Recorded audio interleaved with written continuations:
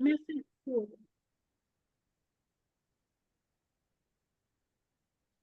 Message board. Okay, so this is on this is on the message board. So this is Ken and Joy. This is our little Fiber Course University alumni working shop. It's the woodworking shop here. It's July 6, 2024. We were going to take a look at some stuff Joy had put in on. We were modeling Milana Lishansky's 8-step training model, or a course development model, I should say. And why is my pen not working? Damn it. Let's try that again. There we go. And so we're going to take a look at that. And some of the initial work Joy had put in there. We're going to take a look at, she built out one of the sections. So these are the an 8-step, 8-week rapid course creation process that Milana has put together. And it's a pretty good example of a lead magnet and course creation model. So she sells that for $9.97. And she has a couple good bonuses with it. It does. It does seem like it would be worth the money. It's it's pricey in my viewpoint. However, the more I read and the more I watched her video, she's really got it going on. Bonus number 1 and bonus number 2, right, that she put together just as a reference so we can understand the market that we're working in. This one she gave 3 months. Boy, my pen is acting really weird.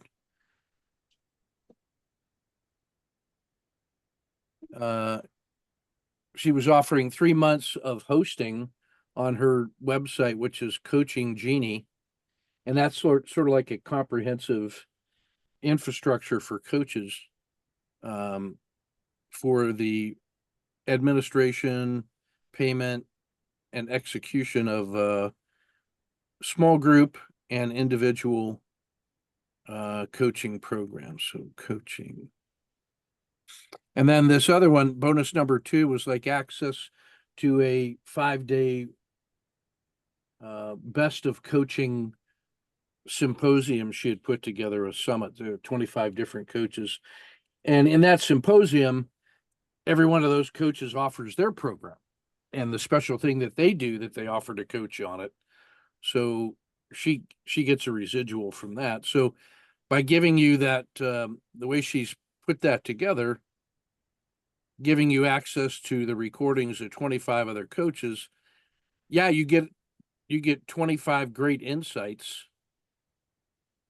And then if any of those result in a sale of that coach's product to you, she gets a referral fee for that.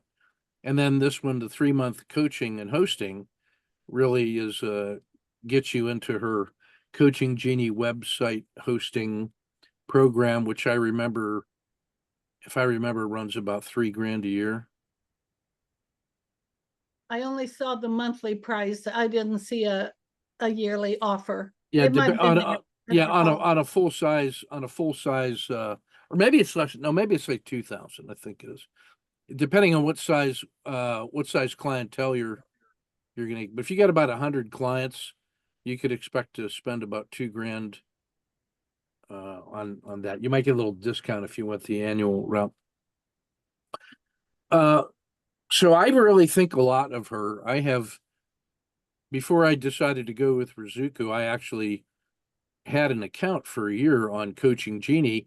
It was too early in the process for me to really leverage that thing. I didn't have the time to be able to build out all the pieces and parts, and so I didn't really use but I was really impressed with the professionalism and the layout. When I started looking at Rizuku, it had more of what it was that I wanted, and the lifetime option on Rizuku for unlimited hosting and unlimited students and unlimited courses and unlimited assistant instructors was just too good to pass up. And so I opted to go there. And then when I did the comparison between them, there was nothing that I could do on Coaching Genie that I couldn't do on Rizuku. So I didn't, I decided not to renew that account and just kind of do everything in Rizuku, which allows me to offer you that little practice pad, if you will. So anyway, that's what she does for, and I think that's a pretty good value when you compare it to like HCU and whatever the following one. And then I evaluated one by Marissa Murgatroyd, which was a lot more expensive. I mean, wicked expensive, and was not impressed with the caliber of the people that she had in the coaching that were her subordinate coaches. Like you had to spend the 25 grand a year just to get a couple hours a year with her. And I didn't feel the alignment, if I can say it that way. So anyway, so here's what Milana says. You know, choose your topic, area, and then the big idea that's going to be the anchor, and then a rapid outline to determine what the elements of that program are. You know, we would call those program learning outcomes in my profession. And then each of those outcomes causes you to develop detailed modules. This is where you get into detailed, think of that as lesson plans. Well, my pen is acting really strange tonight. Like there's about a half a second delay from when I start writing to when it shows up. It's weird. Anyway, and then that leads you to just the recording, the digitization and the recording of the modules, and dropping it into Coaching Genie or whatever your program would be to host it, and then designing what the week to week calls and homework assignments and like the scripts for the weekly calls would be.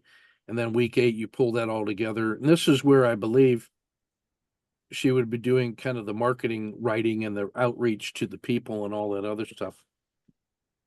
I plugged in she did a free webinar that explained all those steps. That link will take you to the replay. I think it's probably 60 minutes. I've heard it before. She does a great job. I thought so too. I listened to it. Yeah, it was probably around 60 minutes. Then this is where, if the next layer of her work, kind of builds out of what happens in each one of those. I'm not going to repeat that. So, Joy, we'll just quickly review your stuff and then get to the details on yours. I'm really persuaded that what we did last week with the fear of speaking up and speaking to groups, I uploaded a diagram in there that showed the model, that 3-phase 9 personality profile model. I actually am using that in the military college already. I've had 3 coaching sessions with guys that I coach, and it was a perfect fit to what they do. And then I had a hour-long conversation last night with my daughter, who's getting ready to go to med school in a couple weeks, and her boyfriend, who's a young aspiring manager. And it gave us the framework to talk about his, what he's discovering about the working world as a new young leader manager. And it gave us a chance to talk about things that were challenging for him at work. And my belief that that communications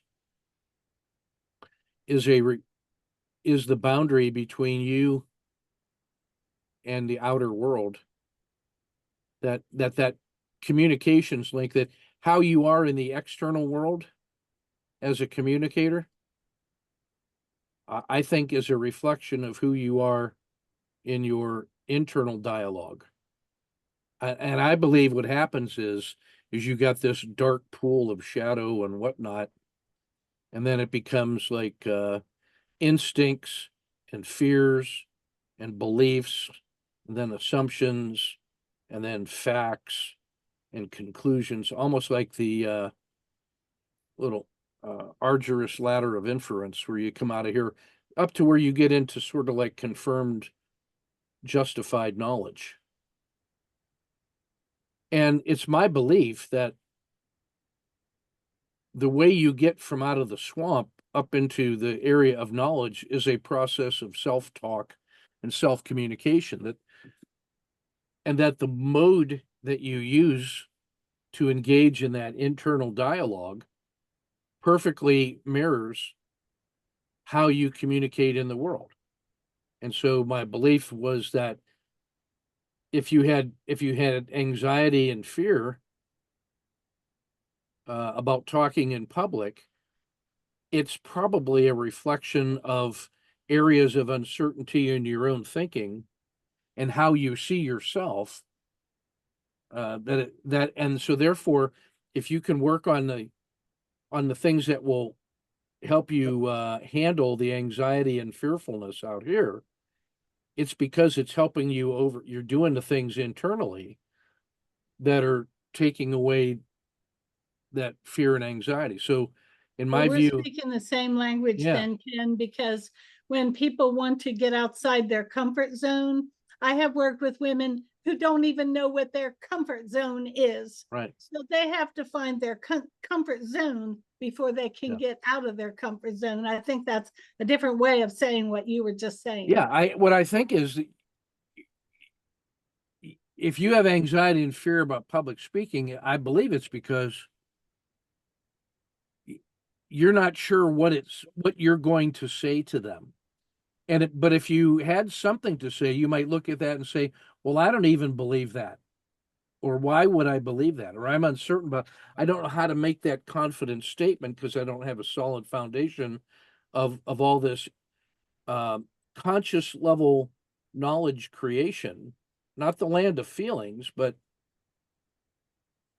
going up the ladder towards knowledge, which is what it is I want to share. And so if I can fix this internal piece, make it explicit, then I think it's easier to talk about it out here, which then gives me affirmations that makes it easier to keep processing inside. So this little bridge of communications between the internal and the external world seems to me to be not just an external skill of, well, how do I talk with confidence in public? It really is a larger reflection of how do I have confidence in myself that the mastery that I'm proposing to share with others is justified.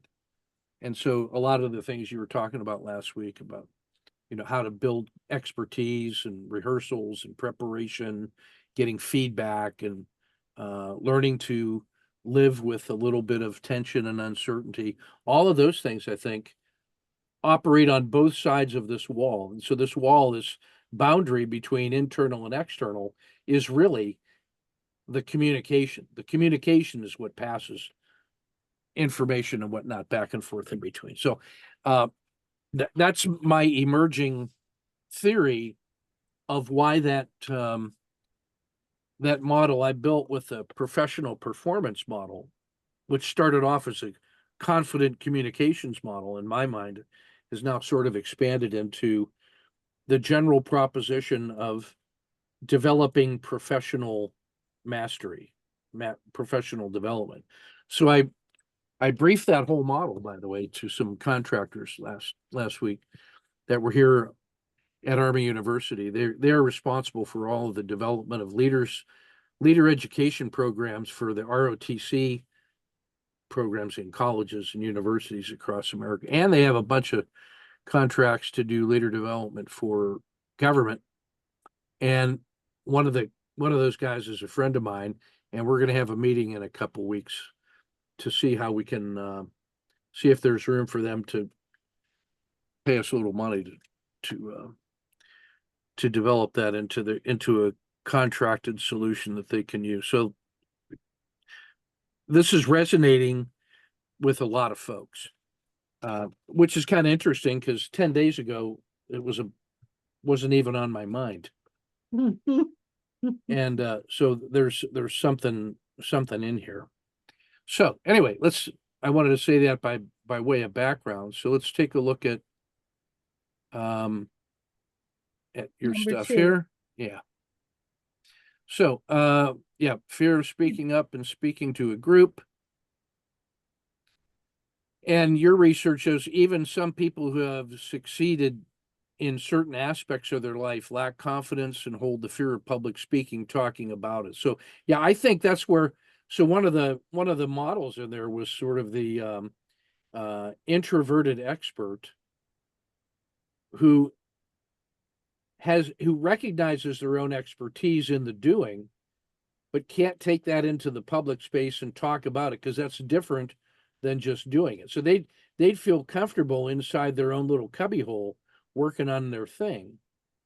But then to have to go externally and talk about it is what gives the introverted expert some grief. And the anxious perfectionist, the AP, is a person who's, hey, I'm not ready to go into the public space and talk about it until I've gotten everything 100% stable, static, unchanging, and perfect. And that I've anticipated all their questions and already have an answer in triplicate prepared for them. So that's one that both my daughter and my future son-in-law said, yeah, that really does resonate with us. And then the one about the reluctant leader is the one where that person comes from an area of competence but has been selected for a new position, and now they've suddenly got all of these new roles that they don't feel ready for, prepared for, and now they already have to start performing, and so that makes them sort of reluctant to engage in the new roles that have been thrust upon them. So we have that little assessment instrument to determine how much of each one of those personas is part of a person, because it's my belief that we're all walking around with something like a thermometer on those, and we're trying to get to the 100 level of mastery on those things where it's not a problem, but we're all at different levels of those. So that instrument, I think, is going to help us sort all those things out. Yeah, and I would agree with you. There's people are paying to solve that problem. What I think is what her little 8-step program does by breaking it down into pieces gets you busy enough that you get around the fear by doing things on a certain schedule, and that just kind of reinforces the idea of um, courses in these areas really require an active hands-on component if we really want to make a good change. On the week 2, yeah, I like your focus on the inner work. That, I mean, you could buy a book that talks about the external techniques, but I think until you get into their inner workings with journal prompts, visualizations, and then talking about it in a safe space. So this, my opinion on this is that we need, and this comes out of the true storytelling uh, tradition too, is that you need a safe space first, so that you can learn to trust the other people that are listening to you perform your low confidence skill. I have to trust them with my vulnerability, and then they can actually get into some what in true storytelling we call, sharing their truth, or in this case, simply sharing their expertise and their life experiences. And so you have to have the safety first, then you can get to trust, then to truth, and then that leads to opportunities to make changes in the world. But when you see the outline, Yeah. there are exercises which are, I don't know for sure how Rizuku works, but they're either part of something you have to fill out like homework, or Yeah.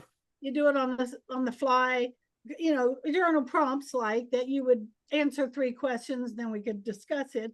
And then there's a visualization for each of the 6 modules. That's how my stuff is laid out. Yeah, so that's what we're gonna look at next year's under probably the week 3, create the outline. And then after we get through that, not sure how much to cover in the pilot. There's a couple ways to look at that. One of them is, like, if I was thinking about the 3-phase communications module, the first one was how to overcome fear. The second module chunk was how to develop skills now that you're over the emotions of it. And then the third one was how to perform. So in my view, when I'm looking at that, to me, the pilot program is going to be just that first piece, because there's about probably 15 lessons in that, because each of those 3 personas had 5 measured areas. So I think there's like 15 lessons inside there, and that's its own course. And then I would probably also plan to do a second pilot 2, and I would pilot each of these the first time that I run them, the developmental model and the performance model. And then I think the lead magnet, for example, would be like the first lesson of each one of those. Is you give them the introduction, and then here's a free lesson. And if you like the way we do that, then you can take the rest of the lesson or the rest of the course. So I typically I think the good, better, best model is what we've been using. I think it works okay. The good is a home study course. Oops. Yeah, good. Yeah, good. What? Your internet must have a little Yeah. lag right now. Yeah, well, I bumped my other computer and it turned that microphone on, so it was giving me some feedback. Strange. Okay. Yeah, so the good one we just do is the home study course. And then the better one is where we do home study. Boy, this pen is really driving me nuts. Is home study plus weekly office hours, where they get personalized attention. And then the best is one where they get that plus individual coaching. Right. So when I think about doing a pilot program, I start right in here. I get the first form of what the home study lessons are going to be, but I don't have any live engagement on it with other people yet. When I give them the home study course later, I want them to get one set of pre-recorded live sessions with me and the students where we're talking about the lesson. So the first time that I do that is I run it as a pilot, but I act on it as the better version of the course. And so I might give that to them for $1,000.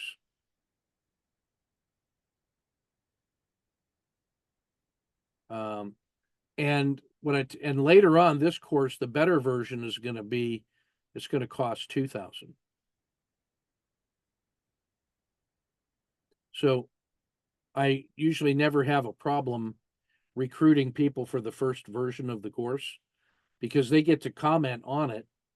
They get to take it for half price, and they get all of their questions answered live in a office hours that gets recorded. So after I get that done, that whole thing comes back and becomes just the baseline home study course that people can take at their own pace. So they get to do the lessons, they get to listen to me debriefing other people, and they get to listen to what the other people say, and they get that they might get that now for $1,000.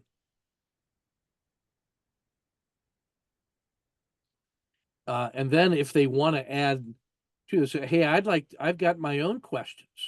Okay, well then you want the better version of it. So you gotta pay up for for the 2000, so that you can get live coaching essentially, or small group coaching.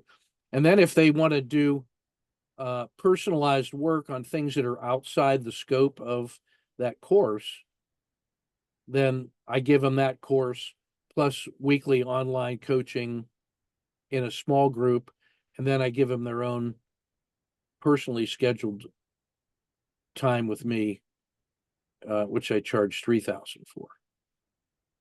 So using that kind of good, better, best model is nice because it lets me get a good enough set of courseware, and I use that first pilot program as a way to refine the lessons as written for home study, and then the recordings allows me to build out additional material that came out of their questions. And then every time I run that course, the recordings of the new better version goes back into building out and improving the home study course. So that's sort of like a continuous improvement. And I have found a very good success. Like in some of my courses, I'm on the 5th iteration of cohorts that are taking the home study course, and it given them access to other people's insights and whatnot is pretty cool. And then believe it or not, so I had a kid take those take these office hours that I'm scribbling on right now. I had him take the about 2 years worth of office hours, and he made one page Cornell note sheets for each one of those sessions. So there was about 80 sessions in there. And for each of the weekly sessions on one page, he built these structured notes that have a certain format. It talks about keywords, models, connections to different parts of trading and all that, with a little admin note at the top. And then he wrote an index, an outline of that said, for sessions 1 through 80, he made like a 1-line entry for each one and said, here's what the top level topics are. This one talked about entries. That one talked about psychology. This one talked about whatever. So what we're going to do is now take those 80 constructed note sheets and that little index, and I'm going to write a cover note praising the work that he did.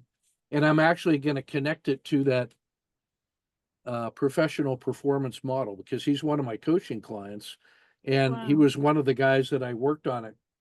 I tried it out on him, and we both agreed that, that really helped him see the big picture of how far he's come in a year, and where he is and what he's going to do going forward. And he became much more confident about what it was that he was doing. So that whole thing, the online office hours are going to become, this whole thing is going to become another book.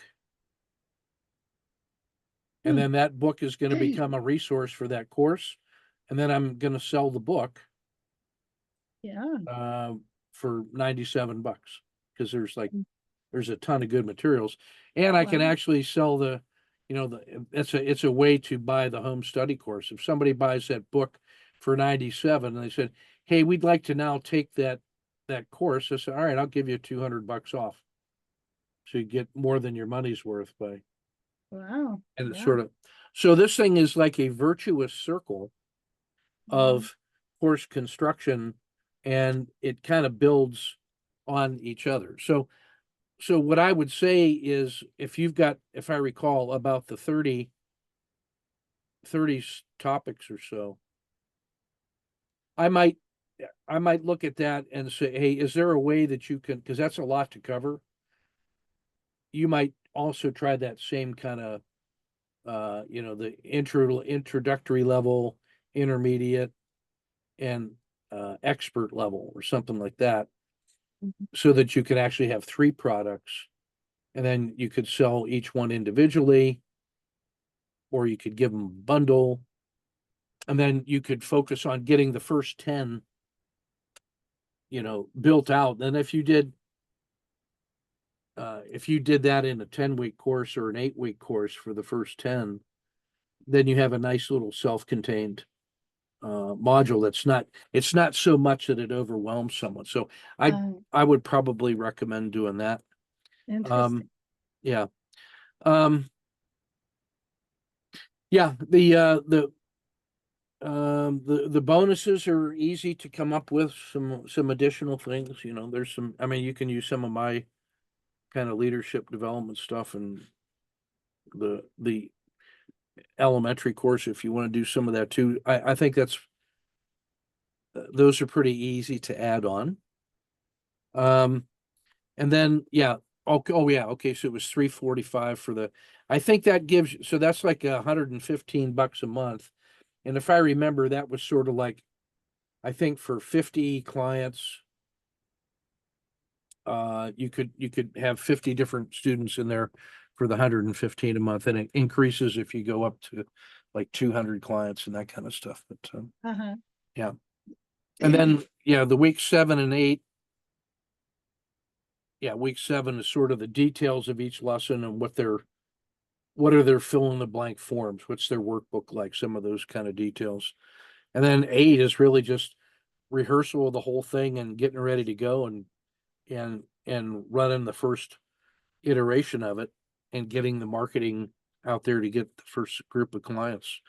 So Now you'll see on yeah, mine, I only have 6 modules, and I don't include breakout rooms and having your own 5-minute presentation and the training of how to evaluate that presentation. I don't just want feedback of, oh, that was pretty good. Yeah, that was great. I would like to establish these 5 things you're looking for when you evaluate that. But that was not in my original. I would I think it should be in there. Okay, you my first gut is we'll because take a look and see where I can let's add it back. I've already written the thing, but I cut it back to 6 weeks and I cut that out thinking that that was I think you got to put them in the position of becoming their own best coach at some point. That get the autonomy that you want them to understand what the standard is, to decide, hey, what does right look like? How do I know? Well, I need a rubric or something like that, or a so here we go. Okay, so let's take why don't you walk me through this now? So each one of are these okay, those are the 6 modules right there. Okay. Now, do you think, is that does it take a week to go through those? Do you think, what's the time frame do you think it takes? I haven't decided yet. They were talking about if you deliver an all-day presentation, each thing would be an hour. Or if it was 6 weeks, then each thing still takes an hour and a half, we'll say, with a little more interaction. I'm not sure how to deliver it yet, so I don't know. I was going to see what you thought about that. If we did a noon to 5 or 11 to 5 or 6 or whatever, even 10 to 3 with a 30-minute lunch, we still have to figure out, is it going to be delivered over a 6-week period or over a 6-hour period on a weekday or a week or a Saturday, maybe? I don't know yet what the best way. Yeah, when we're designing our lessons with the adult learning model, we normally have we have some kind of homework element that they have to come to the class ready to do something. And we have sort of like a post training exercise. And we try to address the intellectual or cognitive side of it. We got what are the points to make and that kind of stuff. We also talk, what are the emotional learnings emotional impacts and the affective domain to make it meaningful and realistic. And then what is it that we want them to do in the classroom Well, I that didn't that send you demonstrates the my skill? 24-page document because Yeah, each one of those modules has a lot of, like I said, the thing to write out or ponder, the thing yeah, of the week, and then the visualization exercise. So yeah, in this introduction and orientation, the importance of speaking up and speaking out, yeah. but also setting your personal goals. So I do have a whole little module about take a few minutes to reflect on what you hope to achieve by the end of this course. Yeah. Think about specific situations where you want to feel more confident speaking up and Now, do speaking you want out. them to come to the class with that work done? Well, this was on session 1, so Because, and the reason I say that is, depending on how many people are in the room, let's say there's 5 people. Let's say that it's on Zoom. We're going to give them, you can give a personal example of this and then, or directly ask them, hey, when was the time that it really worked well? And where was the time that it didn't work well at all? When was the time that you didn't speak out? So I think there's like 3 cases. There was a chance to speak out. I didn't say anything, and I'm not happy about it because I now realize I missed an opportunity where things might have gone. And then there could be times when you want them to share stories about, hey, I did speak out more or less, and it really worked well. Or I was in the room and somebody spoke well, and it turned chaos into order, and we got things moving. Or no, I've seen where it has gone bad. So we want to just recognize, hey, there's 3 different, there's 3 different sort of stories associated with speaking up and speaking out. And that gets right into the affective domain. It hits them where they live. And that's why it's always good to start your session with an emotion raising uh, discussion or sharing, because it makes us sticky. It makes us here and now and makes it sticky. And then the importance of speaking up, that once you kind of have raised the emotion, then you can get into the cognitive pieces, and here's the why and the what and the how, the technical pieces. And then that leads to a good in-class exercise about not only setting personal goals, but I would also think something like an inventory I have an inventory of under of scores. fear. Yeah, Let's see.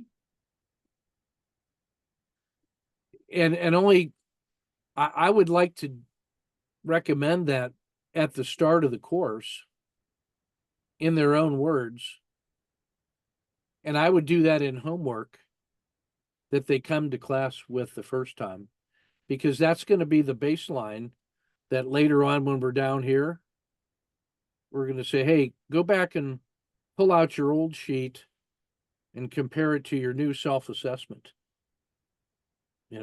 And then it's also going to be the goals that they're setting are going to somehow be related to the steps they've made along the way.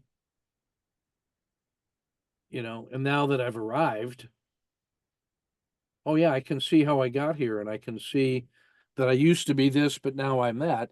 And so it's not even that necessary that they share that in class. It'd be nice. Does anybody have any of these they want to share? That kind of stuff. But it could,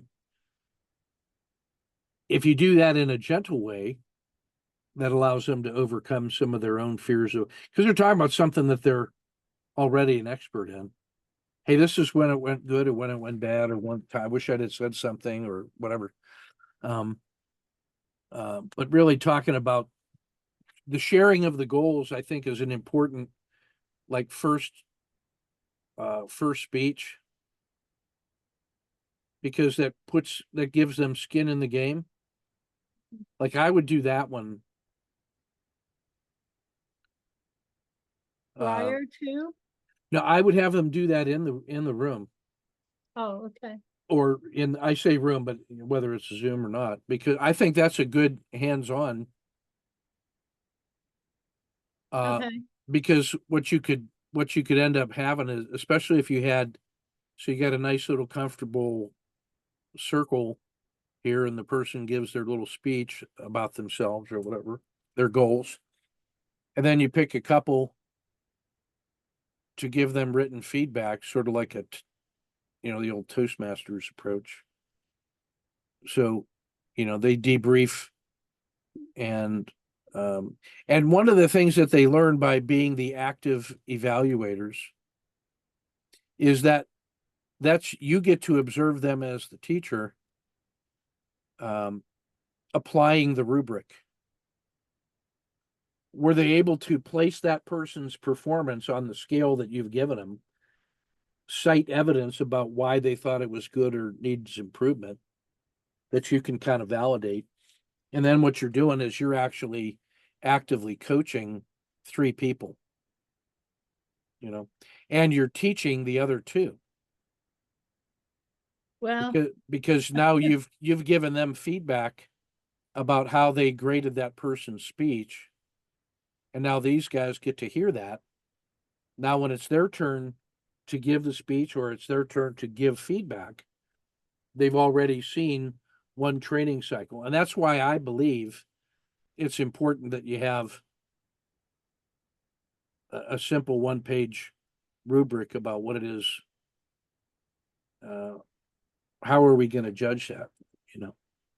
well, that again, I had the fear inventory in number 3, and the evaluating of others not until number 4. But I see where the evaluating of others could move up to 1 sheet, because you want them to say, more than just I liked it, or more than it was good. You want them to talk about how was the structure and the clarity, and was there any body language, and the things that we're going to ask you to critique them on. Yeah. So you're saying that could be a handout delivered right up in the front, so people know how to evaluate others. Well, watch how this builds. I like to do this at the start before I even give them the rubric. Now, what do you mean rubric? Before I give them the rubric, what does that mean? A rubric is the standard, is the little evaluation form. We call, in the education world, we call that a rubric. The standard. Yeah, it's the standards that we're going to use to evaluate. Okay. Like we have we use one that looks like substance, organization, style, and correctness. And when you say we, The do you Army. mean all of the people that you have told about my teaching, they're familiar with that? Not yet. Oh, okay. I was just saying, you Yeah, need yeah. to forward Oh that yeah, to yeah. me. Oh yeah. I was talking about when I do the when I'm teaching Army guys this, and we're judging them on their presentation skills, oral communication. We Okay. have a 4-part structure: substance, organization, style, and correctness. Okay. If you have that in a rubric to send me, Yeah, I will follow that. yeah. So what we do is we have that about the content, the facts, and there's my pen acting stupid. Organization is sort of the logical flow: 1, then 2, then 3, then 4. Clarity, really. Yeah. And then style is things like pacing, tone of voice, Mm-hmm. some of that stuff. Mm-hmm. And then correctness was like, um, didn't misspeak or use improper words, or weren't, didn't have hands in pocket. Style is more like, hey, you were using informal jargon when you were making a presentation to a general officer, so don't do that. Well, Okay. one of the things I like to do, and think about this, is you can say, uh, hey guys, let's come up with our own standards. What would you what kind of communication, how do you judge somebody? That's supposed to be a question mark. God dang it. I think even the style of the pen looks different this week. Yeah, it's weird. I was running some utilities and it may have messed up the driver. So I like to do a little thought-provoking exercise and that just says, hey, I want you to think about the the best speeches that you ever heard. What made it great? Why did you decide that was a great speech? What was it that they did? And it turns out that all the things that they end up saying in one form or another could fit into one of these four Fits into categories. that. Yeah, Yeah. I can see that. Or into any rubric, any evaluation sheet. Like if you look at the Toastmasters, they actually have a slightly different grade sheet for each of the different types of presentations that they teach, you know. There's some that are common, but then there's always some other extra little piece like a introductory or an information speech is different than a persuasion speech and that kind of stuff. So Demo. so one of the things if they're worried about being nervous, whatever, I like them to think about what are the things that made in their experience a speech really good. And it lists out, and so that forces them to remember, oh yeah, this can be done by humans, and I know what right looks like. And then when we get that whole list and we drop it into that organization, inevitably the thing that they came up with looks very much like the thing that we're going to use. So now what we've done, it's like a snake handler.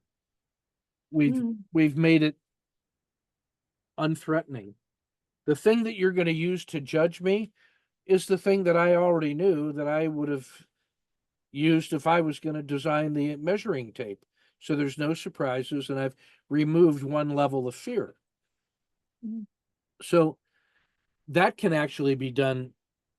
You can't really do that by homework to do you could ask them, hey, come to class with your own little 3-minute background and what your goals are for this course. And come with a little list of 3 things that from your favorite speech that you remember why it was so good. So they walk in having done their homework, you know, and then you go right into the emotional building, like introduce yourself and talk about your goals and all that. So we all understand what we're all trying to do. And then say, all right, let's talk about, we're going to do our speeches here in the second hour. So let's just make an agreement now about what we're going to use to evaluate ourselves. And you could actually just use the one you guys create because it'll be good on the very first speeches. And you say, all right, now that we've gone through one round of, you know, evaluation, maybe next week, what we're going to do is we're going to study this more formal rubric from the Toastmaster or from the stuff that you have or whatever, or that I send you. And now that way you start bringing them into the process of objectively assessing things with our rational brain and not living in our fear. And, oh, by the way, one of the elements of public speaking is the ability to give feedback to others.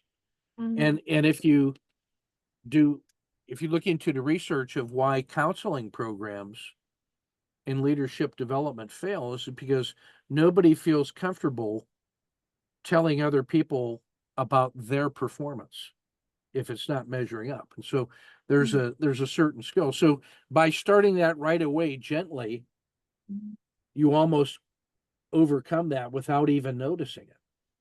So that's why I would say the hands-on element of this could be really, really, what are the things that make a good rubric, or what do we mean by good organization and time management, and tone and style and whatever. What are the different ways that you could organize a speech? You know, and then what are some of the emotional elements of it? The, fear of speaking, fear of, or um, dissatisfaction with judging other people or being judged by other people, whatever. So some of those emotional elements. Well, why is it important to give people feedback? Why is it important for you to get feedback? What did it feel like? What's the best way anybody ever gave you feedback about your work? And, and you will find that that ends up becoming some very similar to the ways that you're going to give feedback, and that we're going to give each other feedback, and we're going to talk about it in a professional way. And then Okay. at the end of that lesson, at the end of each one of these lessons, you probably got some little hands-on to say, now for more practice, do these things, reflect on what you did and write a little summary, and come to class next week with what you have thought about. So I want you to practice giving your reflective learning update at the start of each class. What I learned from last week, what I learned from reviewing the material and preparing for this week. So you're going to come in and give that little speech. So they're in the habit of doing quickies. And then if you do that in breakout rooms with 2 or 3, what you do is you have 3 people in the breakout room, for instance. And in that session, each one gives a 2-minute speech. And then the one person gives formal feedback for 1 minute. And then the third person gives feedback to the person who gave the feedback. So you're watching and listening for the person who's doing the assessing. And you were there to witness the sound of that person's speech. So that way we realize that there's 3 different roles. There's sort of the person speaking to the person who's listening, and then you have the observer who's watching that whole communications process. If So we have enough people to have 2 groups of 3, I would love that. Yeah. I So would love that. so in terms of this is where we get into the structuring of this thing. If there were only 5 people, you would do it with 1 group, and you'd have 2 people give written feedback, 1 person give oral feedback, and 1 person give feedback about the feedback. Okay, right. And And that then, person could be the timer. yeah, Okay. exactly right. Exactly right. So that little model now allows you to turn these outcomes, these chunks, into a structured approach of, before, during, and after. And then after each module, then there's a new homework. But what you want to always do is, in that interval, is have them reflect themselves, write that in a journal, and then write a little summary, or prepare an executive summary of that reflection and journal entry, and bring that with them into the next class, along with the new homework assignment for lesson 2. And then at the start of lesson 2, you finally put lesson 1 to bed. And then you just keep a little running list of, this was the highlights of the completed lesson 1, which you gather those on lesson 2, because it's all the reflections and the insights.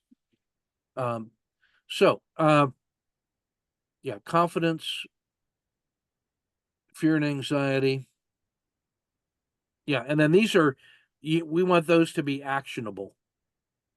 And I like starting with the confidence first, because it gives us emotional resilience in the bank already before we get into fear and anxiety. And then techniques. This is now we're more into the cognitive here, although we're going to do some things to reinforce our emotions.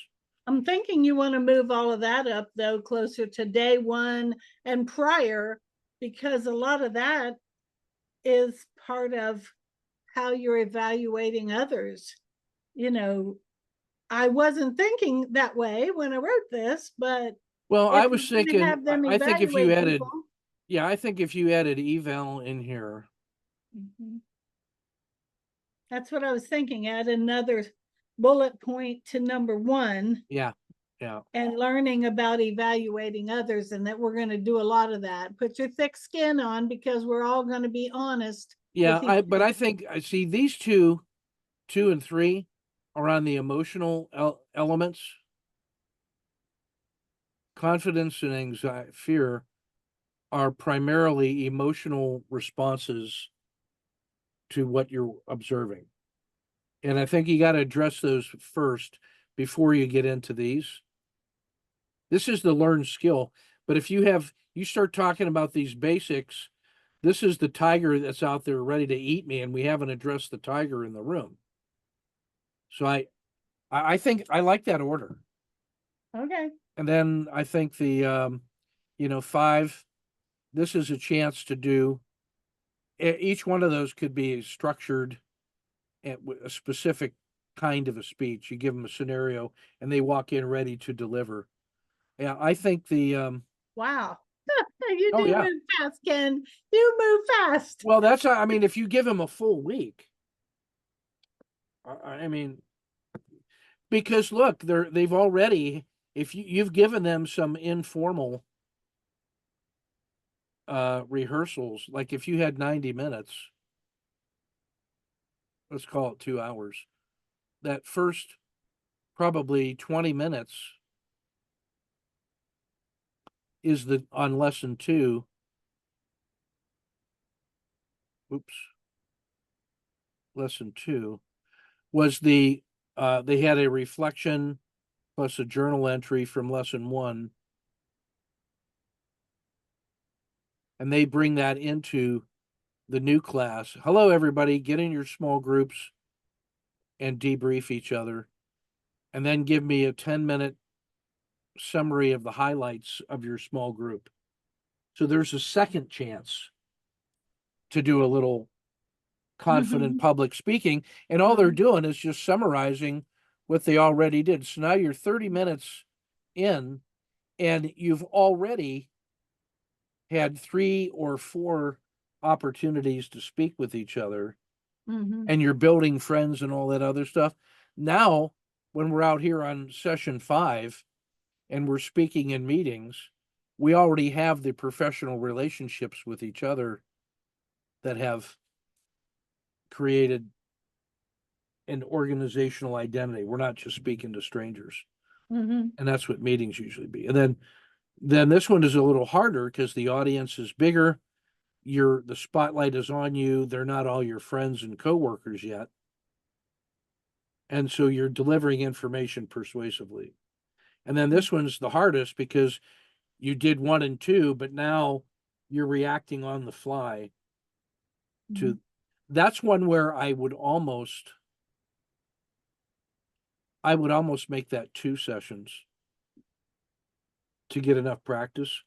Because I think you could almost put 2 and 3 in 1 2-hour session. I think. Maybe not. I would defer to you on that, but that's one where if I need 2 sessions, okay, it's 2 sessions. And then this one is one you can, this is like practicing little techniques. Hey, let's talk about, hey, tell me just any old story and do it with a podium and then do it without a podium. Now give me a speech with no slide. Now give me a speech where you've created a slide. What makes a good slide? That kind of stuff. So I like the organization of this thing. So if I had, 2 hours, I'd probably have this where I have the debrief and then the highlights of the debrief, and then I would have some new information for the topic we're going to talk about. Maybe maximum 20 minutes because it's hard to maintain attention for longer than 20 minutes Mhm. without doing something. And then I'd have a little breakout room where they could practice it with their own little rubric, with each other, informally but formally. And then I'd come back and did we have any Q&As, and maybe there's some new info, the next little exercise. And it doesn't even have to be 20 minutes. It might just be 10 minutes.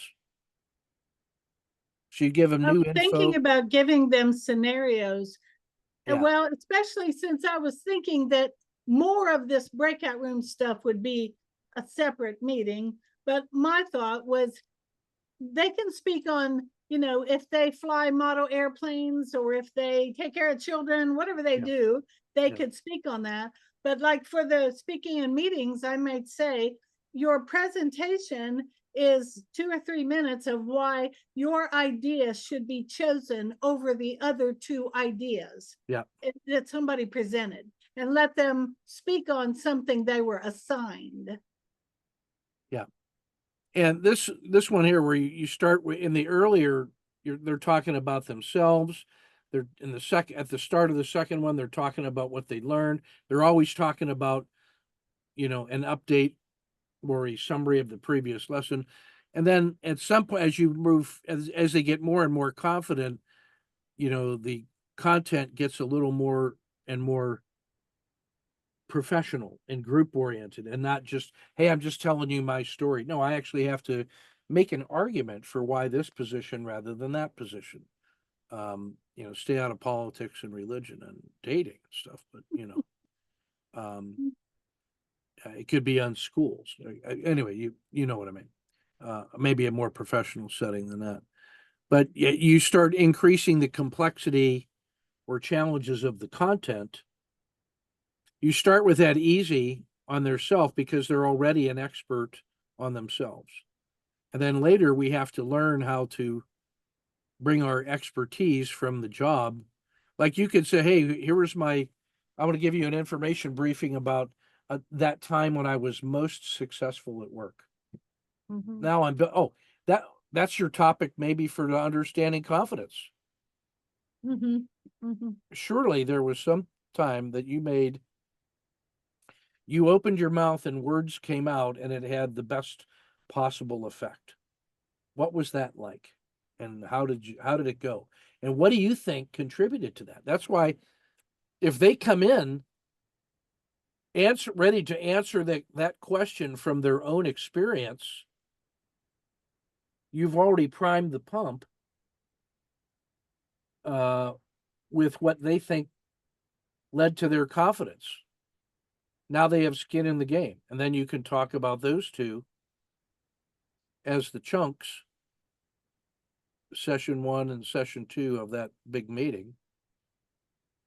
And then you could say, all right, now we're going to do one more exercise where I want you to plan. You got 3 minutes to prepare your a 3 minute speech. I don't know. Yeah, 5 minutes to prepare a 3 minute speech on something in your area, on your favorite hobby, and why it's interesting and fun, or whatever it may be.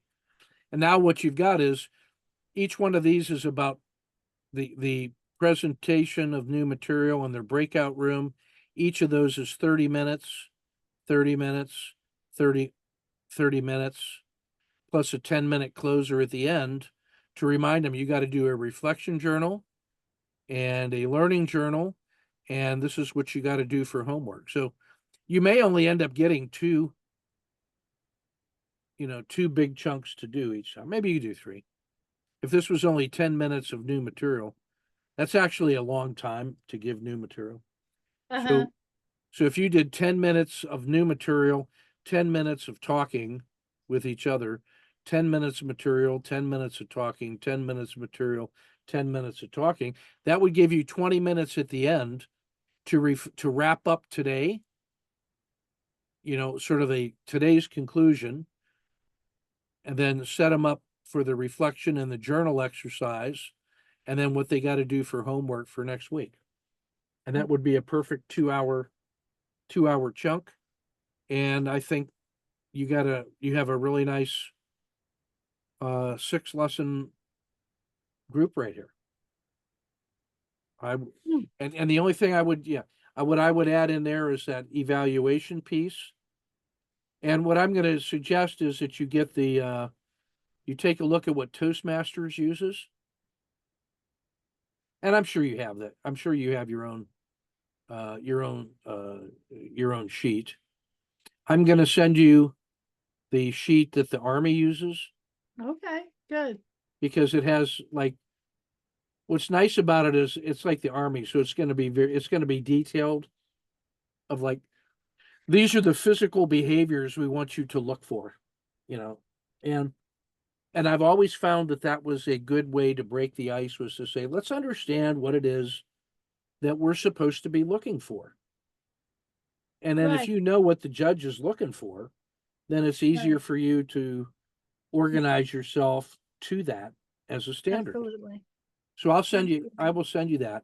And then if you do some research on the Toastmasters, and then I would just look at,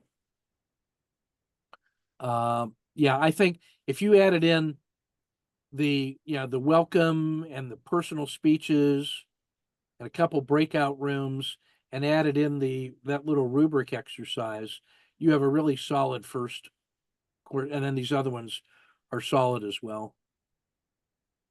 And I think you'd be in great shape here. Well, thank you.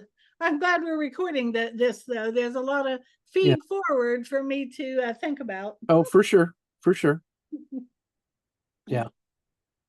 Yeah. And then one of the things that, when you get to the end of this thing and you have structured out all those lessons, now the idea is that you do a lesson map, one sheet that is a snapshot of the whole course from left to right, just a visual display of before, during, and after.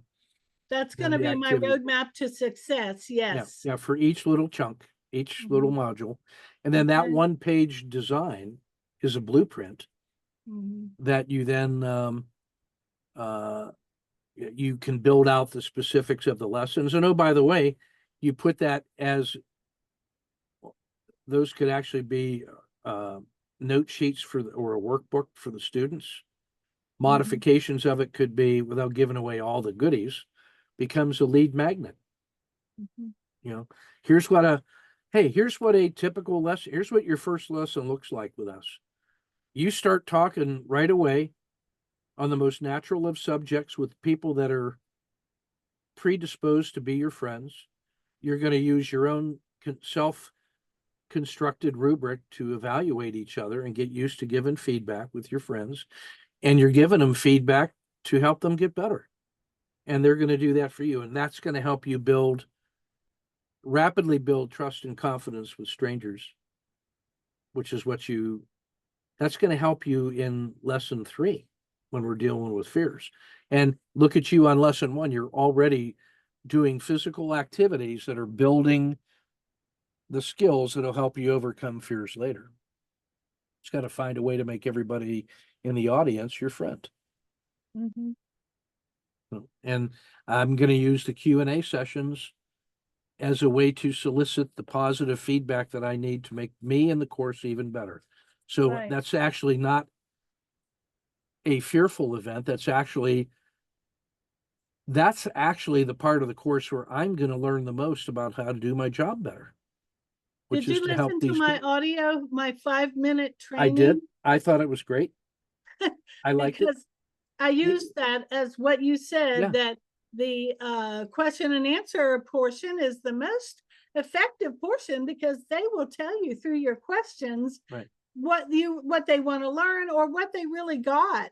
If they right. didn't get it, it'll come out in their questions.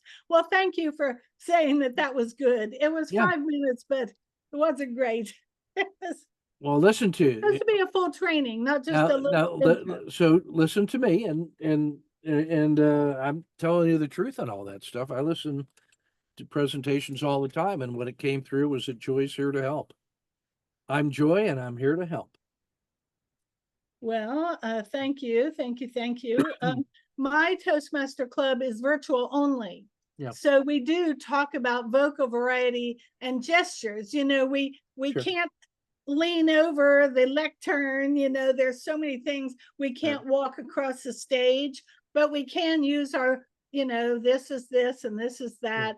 So and I recently was evaluated by the contest winner of the evaluation contest, the international evaluation contest woman. And then I evaluated her speech. But the great, the information, the feed forward that she gave me was perfect. It's just what I needed, There you go. poking holes in my imperfection, but I needed that. So yeah, and thank you for all of this. I have some more work to do, so I will. You're moving out smartly. You're moving in the right positive direction, and you're going to have folks that are eager to listen and learn, and you're going to listen and learn as part of this, and it just gets better each time you do it. So if I'm only going to have, we'll say, targeting 6. Yeah. I really need to find out, what is there. I mean, can they do 6 Tuesdays in a row starting in August from 6 to 8?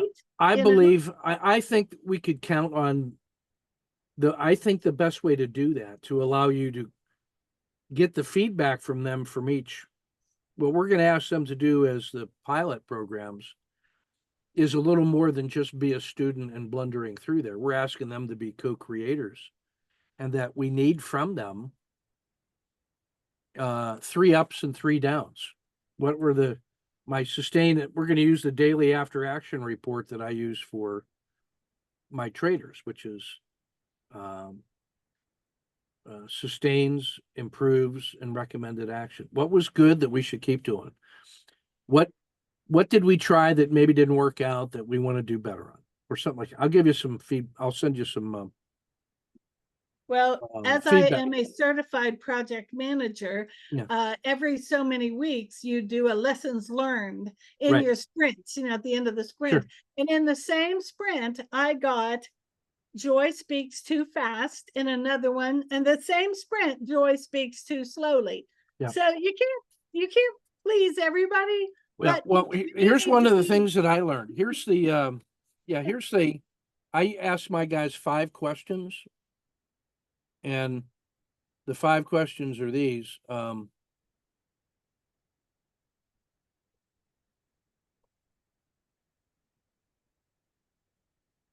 I asked for feedback in 5 different ways. Oh, I see. I asked them, hey, what was the best thing about that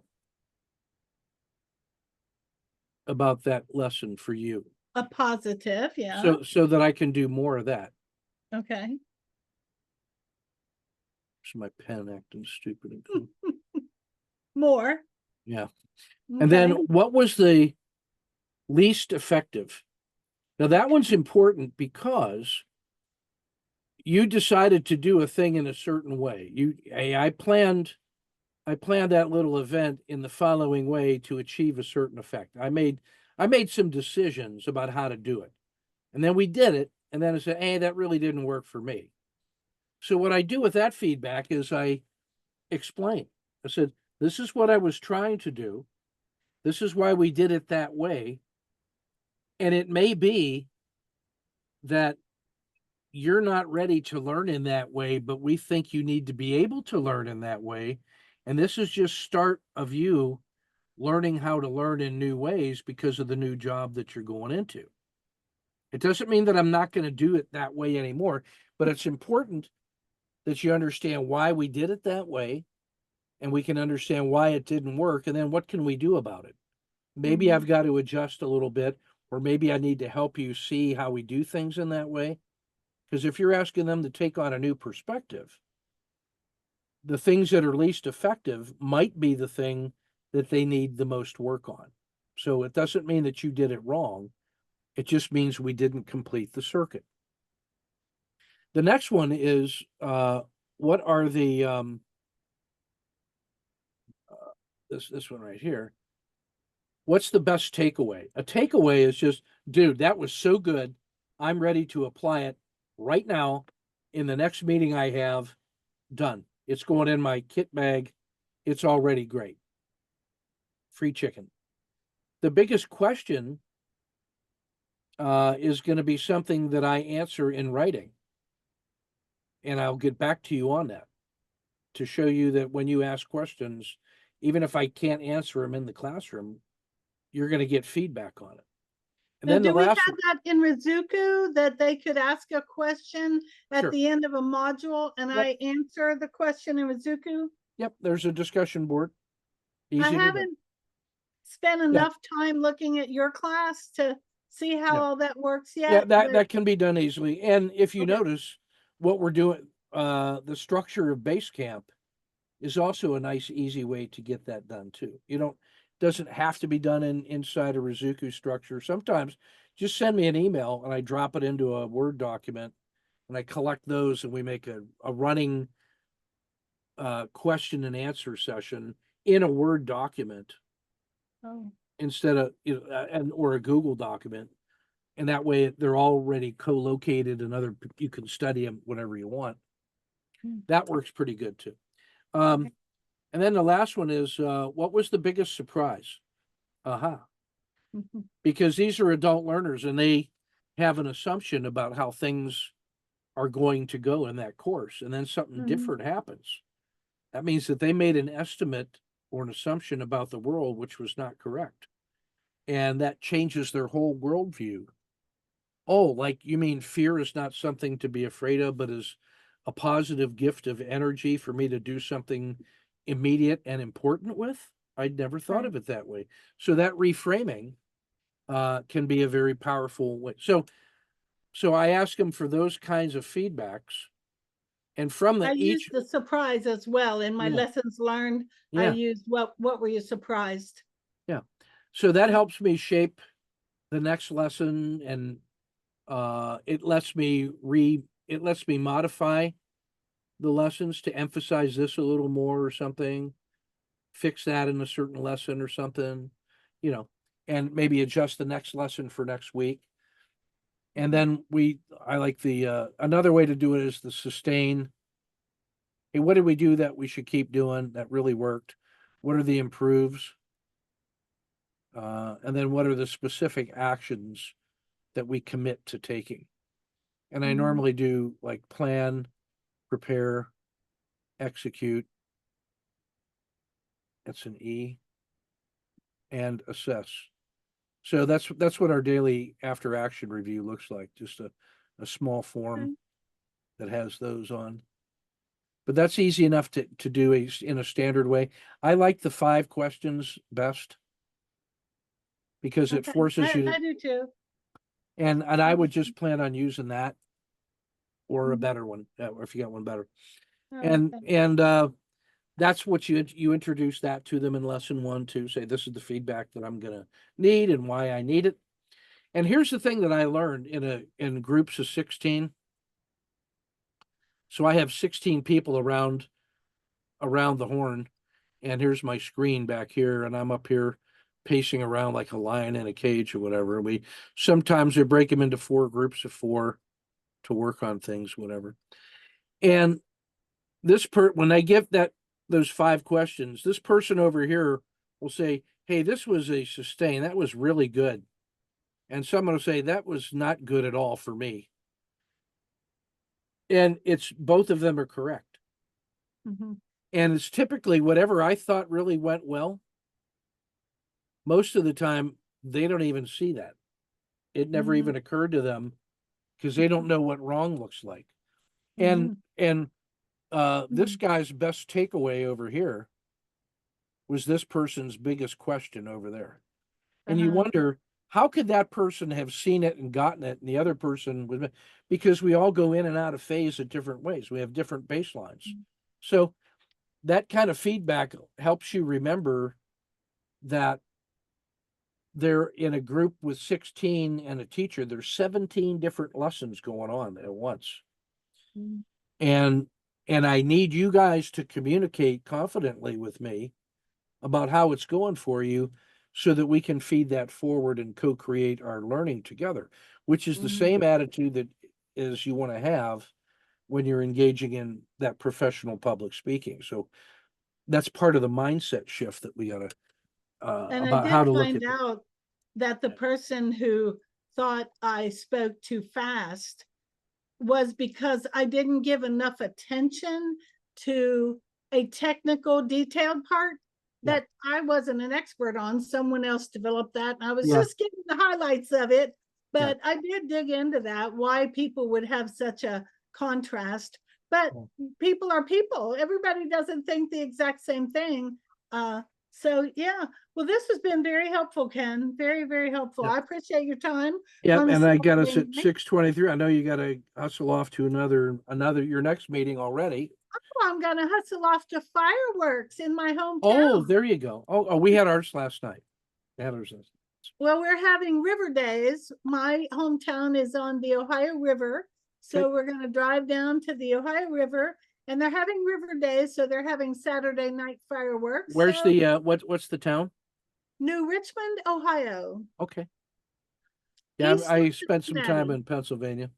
Yeah. Oh, okay. Oh, Oh, you're way down the river there by way Cincinnati. down the river. Yeah. Yeah, okay. Yeah, east of Cincinnati. So yeah, way down the river. But I'm glad that I was able to make it and you were able to make it tonight, because this has been so helpful. I have a lot of homework to do, but I'm glad to do it. I do have a lot already penciled out. Yeah. But I can use the recording. I didn't make a lot of notes, but I can use the recording and some of the philosophy of moving things around. I think that'll be easy enough to do. Most excellent. All right.